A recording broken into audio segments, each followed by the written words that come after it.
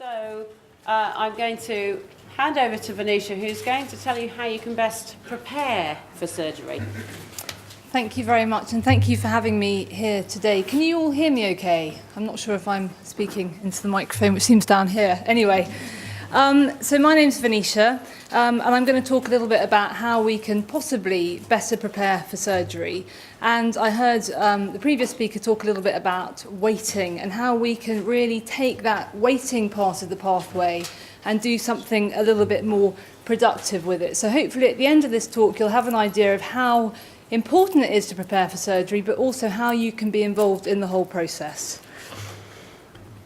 So surgery, essentially, this is a colleague on my left who co-leads the programme with me, Krishnamurthy, and surgery essentially it used to be considered to be just an isolated intervention. You go, you have surgery, and it was very much sort of up to the skill of the surgeons to get you through, but actually the paradigms are shifting. We need to look more at how we can better prepare and recover from surgery, and that involves all of us really working together. Can I just get a vague idea of how many people have had surgery already in the room? Gosh, pretty much everyone. And anybody coming up for surgery? Okay, so this is probably going to be for you then. One person. Okay, so I'm just going to target it at you. Okay. So my specialty is esophagogastric cancer surgery, so I'm a cancer nurse by background, but actually the principles apply really to everybody. So I may default back to esophagogastric cancer. Don't be alarmed, it's just that that's my comfort zone.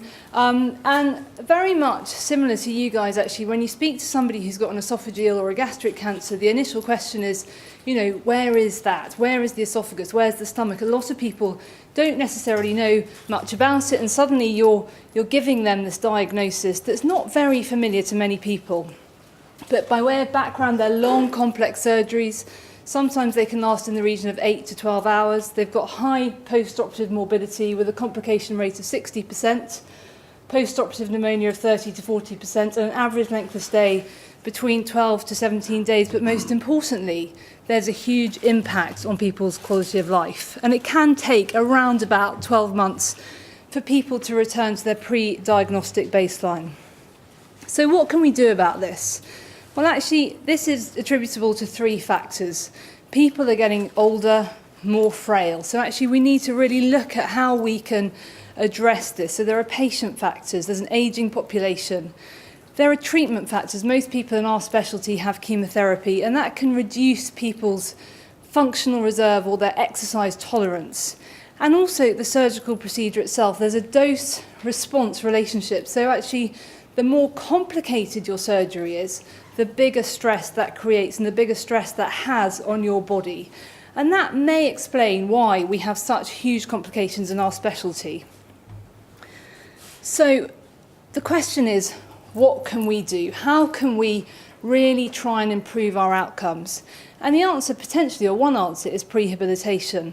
And prehabilitation essentially means before the event. So actually, unlike rehabilitation, where you're playing catch-up, prehabilitation is looking at what we can do before. So anybody who's having an elective operation, you've got a bit of time to prepare, as opposed to somebody who's going in to have surgery as a trauma. And actually, it's very simple. What is prehabilitation? It is the process of enhancing people's functional or exercise capacity to protect against the stress of surgery.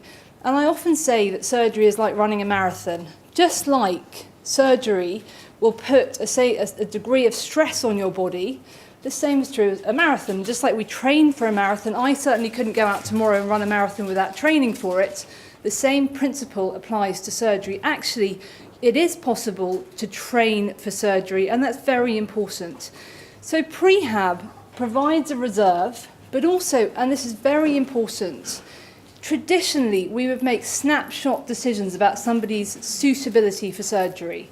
We'd look at them and we'd say, right, they're not suitable for surgery. We might say, right, we'll get a heart test or we'll get a lung function test.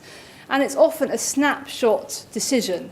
But actually, what Prehab does is it simulates the effect of exercise or stress, and it gives us a dynamic assessment as to whether or not somebody is actually suitable for surgery. So if somebody doesn't improve on prehabilitation, then actually that's key for us as healthcare professionals to know, because actually the likelihood is they'll have a much harder post-operative course and they're much more likely to get post-operative complications. There's two aspects to it really, is it provides a reserve and it also allows us to really understand how well somebody will respond to surgery. So I often talk, when I meet my patients in clinic, I often say there are 3 factors that help us decide whether someone's going to have surgery. The first thing is whether or not the tumour is operable. That's the key question. The second is whether or not the patient wants it. And actually that's their prerogative. And as long as they've come to an informed decision, that's their prerogative. But the third thing, and this is where prehab comes in, is what is modifiable. What can we do to take somebody who's potentially borderline and make them suitable for surgery? And this is where the modifiable factors come into play. So actually, all these are modifiable. We can certainly reduce risk by preventing weight loss, by improving somebody's exercise capacity, by improving psychological well-being. Comorbidities, we can also modify those. So if somebody has high blood pressure, we can address that. But most importantly, actually, is age. We don't look at chronological age. We look at biological age, and that's very important. So we used to say, gosh, well, do I have anybody who's over 80 in the room here? Nobody. Okay, because we used to sometimes say, well, they're over 80, maybe the risk is higher, but actually we've operated on people who are in their 80s. So that's a very important point. We're not ageist, it's very much about biological age. So this is essentially what we're trying to do. I'm conscious I'm not allowed to move away from the microphone. I do like wandering. But actually you can see here, the bottom line is somebody without prehabilitation. So actually they might be diagnosed, they might just sort of plod along, they'll have surgery and then they'll deteriorate. But actually what we want to do is really push their reserve up. And that's where you can turn the waiting into something positive. So yes, they will have a deterioration after surgery, but it won't be nearly as big as if they didn't have prehabilitation. So years ago, I used to see people in clinic and I used to say, this is your diagnosis, this is what's happened. And they might say, gosh, what do I do? And I'd say, go home, put your feet up and rest. But actually, the opposite is true. We need to keep as active as possible. We need to really kind of engage in the whole process and look at what we can do to improve our outcomes. And it's a paradigm shift. We as healthcare professionals need to get better at trying to encourage people to adopt healthy lifestyle change. Out of interest, did anybody here, before they went for I'm sorry to target you. Did anybody speak to you about activity or anything? And did anybody get any information before they had surgery? Just generally speaking, because I think we've got a long way to go. Last time I had surgery, I made a conscious effort to get more exercise in, to really modify what I was doing and do things in a positive way. And I think it did make a difference. It definitely does. They say just a 10% improvement can actually massively reduce your post-operative complications and risk of getting pneumonia. So it's interesting. So there's lots of work that we need to do. And this is why. Essentially, we are, unfortunately, there's a lot of work we're having to do to try and, this is, when I get off the tube every day at Edgware Road, they've got the steps, and they always say, this is the sign, don't use steps in case of an emergency. And actually there's a lot of work we need to do to try and get people more active and appreciate the benefits of it. Because, ultimately, I'll show you our results in a minute, but you can see the benefit of what activity can have. And actually, there is this campaign at the moment. This is Fauja Singh, who's 100, he's 100, and he's still running marathons, which is phenomenal. There's a lot of work that we're doing to try and end this something called PJ paralysis.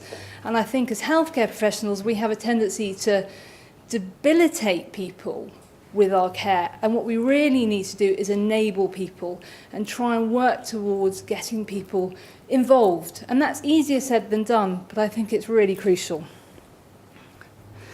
And this isn't just me banging on about things. Actually, there's a lot of evidence to say that actually exercise does improve outcomes, but there's a lot of heterogeneity in the trials, and what we don't know is whether or not cardiovascular is better than resistance exercise or even flexibility. So there's still a lot of work that needs to be done, but it's important that you realise I'm not just banging on about things, it is evidence-based. But it's not just about physical activity, actually it's about the whole person. And physical health really is the tip of the iceberg. We really need to consider everything when we look at how we can prepare people for surgery, because if somebody is anxious, that's really going to impact on their ability to exercise potentially and vice versa. So actually, we really need to look at the interplay between all these factors, and that's something that we at Imperial are starting to look at and tease out how we can better help people to get ready for that surgical operation. Because I think these murky underlayers are less easy to measure. And we as healthcare professionals need to challenge ourselves. You know, actually physical health, we can do lung function tests, we can do stress echoes, but actually this is much harder. And actually just because it's harder, does it mean that we don't do it? Actually, I say absolutely not. It's absolutely important that we can't separate mind from body. And again, there is emerging evidence to say that psychological well-being is very, very important. People who are more anxious going into surgery are more likely to have post-operative morbidity, such as depression or anxiety, less likely to then know what to do to help themselves. So it is important, again, I'm conscious of the fact I keep using the word important. I'm very sorry. It's more for my benefit, but actually we do need to address this, and there is a growing recognition and momentum and appreciation of the need from healthcare professionals to look at this as well. So prehab, unlike rehab, is time limited. Often you know how long you've got until you're going to have surgery. So it's most important that we do have, or we get the best outcome in a short period of time. And if I just go and say to people, right, go and exercise, but I don't give any structure and I don't look at how we can improve psychological well-being, actually they're less likely to adhere to the programme. So it's very important that it's structured, and it makes sense that it's multimodal. So actually we need to include a number of different elements in all of this if we're going to get the best out of prehabilitation. So for me, when we set up the programme in 2013, it was a no-brainer. We needed to have a multimodal programme, and we needed to incorporate all these elements: physical activity, respiratory exercises, eat well, psychological well-being, medication management, remove bad habits. So again, we look at smoking, we look at alcohol intake, we look at everything that actually is very important in terms of post-op recovery, and that will lead to enhanced recovery. So Prepare is essentially a perioperative programme of optimisation and support. And it aims to do three things: standardised care, so we know what we're doing, and obviously then the patients know what we're doing; personalise and engage the intervention; and optimise people, so we put people in the best position for their operation. Now, for our pathway, we see people at the point of diagnosis once we know they're going to have surgery. We then prescribe a programme, a home-based programme. Then we see them at Prepare 2 after they've had their chemotherapy, immediately before surgery, and 6 weeks after their surgery. And that's important because you'll get an idea of how that impacts on our results as well. Now, we have a clinic. And these are, when I got the funding initially, it's a shame. Do I have anybody who's, I'm sorry to ask these questions, anybody who's kind of 70-ish in the room? Okay, yeah, so initially, we've got 2 people here, and they were in their 70s, 80s, and there was a lot of criticism. They said, actually, you're not going to get anybody who's in their 70s, 80s exercising in the gym. But actually, the opposite is true. People were really interested. They wanted that camaraderie. And they came and they really engaged in the whole process. And these are a couple of gentlemen as well who came, and they really, really enjoyed it. And it was interesting when we got the funding. A lot of people said, you know, you're not going to get engagement, but actually it was completely the opposite. But our patient said to us, it's too far. We can't travel all that way to come to the gym. So actually, can you look at making it home-based? So we changed it and we made it home-based. And we looked at how we can monitor people through weekly adherence cards, and we prescribe it according to the FIT principle. So we look at frequency of exercise, intensity, time and type. And we give them weekly touch points to make sure that they're adhering to the programme as and when. Psychological well-being. Now, I've talked a lot about exercise, but has anybody had any explicit psychological input other than from a CNS potentially? Nobody. Nobody has spoken at all about psychological well-being, or even from a nurse specialist. Did anybody feel they needed it? Possibly. I did seek help because I don't know where it come under psychological night sweats after my operation. It really affected me, and I approached the specialist nurse, and she didn't help at all, I'm afraid. It's very interesting because actually a lot of people don't necessarily know that it's an issue until it becomes a crisis.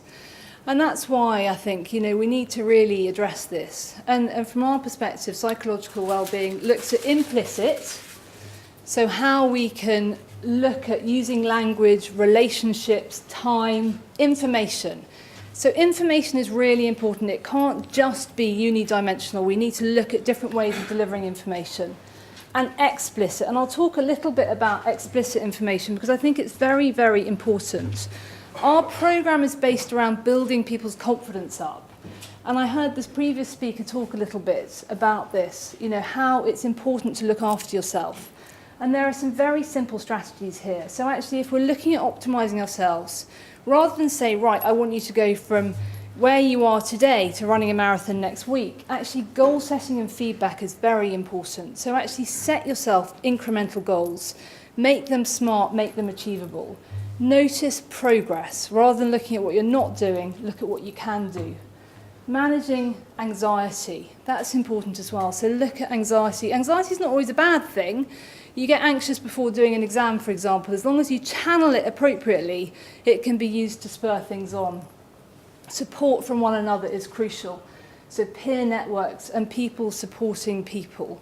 So you may not have had explicit psychological support, but I wondered, do you have access to other people that you could, other patients perhaps, that can support you? Because actually this is really important, and that's something that we as healthcare professionals find it very difficult to do. You know, we don't know, we've not been there.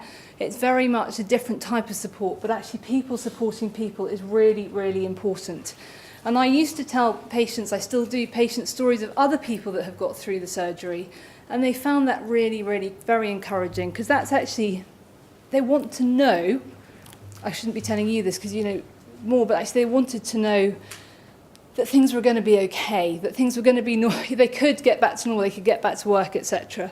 Because if you go and look on the internet for esophagectomies, it makes out that actually you will never get your life back. It's horrendous. But actually they needed to know that actually the opposite was true. So events such as these are really very, very crucial. And nutrition, dietetics. Again, I'm sorry to put you all on the spot, but nutrition, is that an aspect, or is that something that is relevant or important? And did people have access to a dietitian? Some people did. So it's interesting that dietetics is there, but not necessarily psychological support and not necessarily exercise.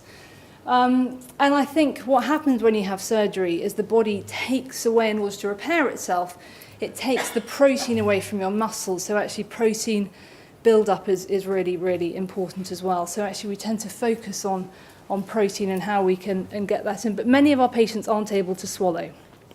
So it's very crucial for our patient group. And then the teachable moment. Does anybody know what the teachable moment is? I'm sorry, I'm conscious that it's just before lunch, so I'm trying to get people involved as possible. Does anyone know what the teachable moment is? No, okay. So it's basically a time when you're most susceptible to make a behaviour change. So for example, when you're told you have a diagnosis, actually that's the moment that people are most susceptible to make a change for the better. And that's actually really important. It's a key part of our programme. Actually, rather than say, yes, you've got, for me, when we tell our patients you've got a cancer diagnosis, actually, yes, you have, but this is what you can do about it. And I think that is something that we need to utilise more and more. And this is a quote from one of my patients who said to me, yes, you know, when I was trying to sort of talk to him about how we could make these behaviour changes, stop smoking, etc. And I love this quote because we were talking about how he needed to make the changes and how we can do it together. And actually what was important to him was the fact that he wanted to have a very short hospital stay. And that's the moment that you sort of think, right, actually, yes, this is what's going to make, this is what's important to you. He's not interested in post-operative pneumonia or anything like that. He just wanted to get out of hospital as quick as possible. And when I was sort of lecturing him and saying, you've got to stop smoking, etc., and I said, listen, Craig, what's important to you? He said, listen, I want to get out of hospital as quickly as possible. And I said, well, that's it. That's what you need to do. And he turned to me and said, I get it. You want me to help you to help me. And that's so important. It is a partnership. So this is the impact on outcomes. And what you can see here is that people's physical fitness does improve. So we've got, you can see that actually it corresponds as well with confidence levels. So actually we can show that people can get fitter before surgery, but interestingly, as they get fitter, they get more confidence, and that makes sense. Is there anyone who's a gym goer here then? So, sometimes. You sign up and then you stop. You what? You sign up and then you stop. Yeah, exactly, but it's about goal setting, isn't it? So there are some people, so is there anyone who's a consistent gym goer? Yeah, yeah. So what keeps you going to the gym? The comradeship, Yeah, and also the friendship. and the fact probably that as you I feel good. yes, and that's exactly it. And this is how you can turn the waiting into something positive. Because as people get fitter and they can see it, they feel more confident and instantly you're improving your outcomes. And that's it. You know, actually go to the realistic goals are so important. And you can see that our length of stay used to be 20 days, but it's come consistently down to about approximately 10 days. Can I interrupt? I just say any exercise is good. Don't just concentrate on gym goers. Ask people. No, I'm going to come to that. I'm going to come to that. But you're absolutely right. Any exercise is good, and that's exactly right. It's activity that is important. But I was asking specifically about gym goers because actually, when you go to the gym and you get that feedback that you're doing okay and that you're doing well, actually that's really important because it keeps you going. So I suppose what we need to look at is baseline activity, because some people are sedentary. But actually, if you do, you know, some people, it's how you flip that behaviour change from being sedentary to somebody who's a little bit more active. So that's why I was just using an example. But you're absolutely right. Walking is just as important, as long as you get your heart rate up. And that's the key. So you can't do a kind of amble. It has to be a proper kind of breathlessness walk. So you have to get, have you heard of the Borg scale? Yeah, so you need to feel like your heart rate's going up and you need to feel like you're getting the blood pumping around your body. And it's otherwise, if you're just sort of doing a sedentary walk, it won't necessarily help. But you're absolutely right, activity, and that's why I say actually turning people who are sedentary into people who are active. So don't necessarily, you know, don't feel that you have to sort of get up, you know, you get up and get a cup of tea, for example, rather than let somebody do it for you. But you're completely right, it is. All activity is good. So, yes, so our length of stay has come down and post-operative pneumonia has come down from 60% consistently down to around about 20% through this intervention. But most importantly is quality of life. I think, so most studies show there's a precipitous drop after you've had an operation, but actually, and it can drop by in the region of 40 points. But what we've shown is by prehab, actually we've reduced that drop quite considerably, and now it just drops by potentially just 8 points. So, and this is a patient of ours who loved riding his motorbike, and actually he didn't think he'd get back to it, but this is him 3 months after surgery, back on his bike, off he goes. And I think quality of life is something that is very, very crucial. And what we can see is actually, this is our data. So this is again the data of somebody who doesn't have prehab. but also this is the top line of somebody who does have prehab. Actually, it goes way into recovery. People are sustaining that quality of life and the physical function of their quality of life up to 24 months after their surgery. So it does show that actually it makes sense. Prehab is a natural precursor potentially to rehab. I'm conscious of time, so I might just skip through this. So in terms of the active ingredients, what would I say they are? Actually, I'd say it has to be multidimensional. You need to think about diet, we need to think about psychological well-being, we need to think about physical activity, physical exercise. Patient engagement is crucial. Actually, involving people on every level, not just in terms of clinical interactions, but in designing the programme. And we worked with our patient group to design the programme, and actually that is absolutely fundamental. It would be a very different programme had we not have engaged patients on every level. And collective competence. There's this notion that we're all capable in our own individual silos, but it's only when we all come together as a competent team that we can deliver an impact. And the patients are actually an integral part of that, and we as healthcare professionals need to acknowledge it. It's about that partnership, working together. So these are some of our Patients as Partners events.